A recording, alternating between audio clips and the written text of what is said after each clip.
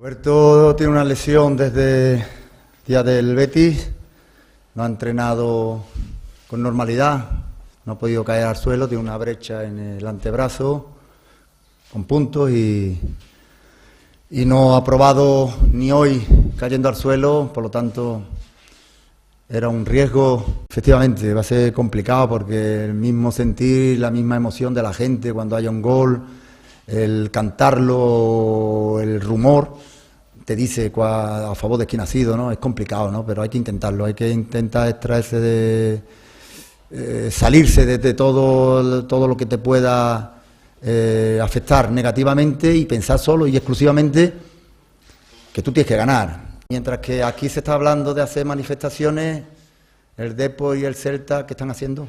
Yo creo que tendríamos que, hoy, hasta que acabe el partido de mañana, remar todo en una misma dirección, pero la afición es soberana y yo siempre la voy a respetar la decisión que tome. En el Real Zaragoza, si descendemos a segunda, ni se merece ni un propietario, ni un entrenador, ni unos jugadores, ni una prensa como la que tiene. Así de claro soy. Machacarme si queréis.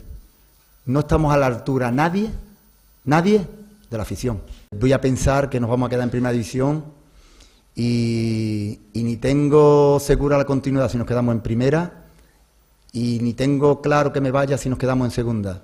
Te lo estoy contestando ya quizás, pregúntamelo mañana otra vez si quieres. Haré lo que sea mejor para el Real Zaragoza.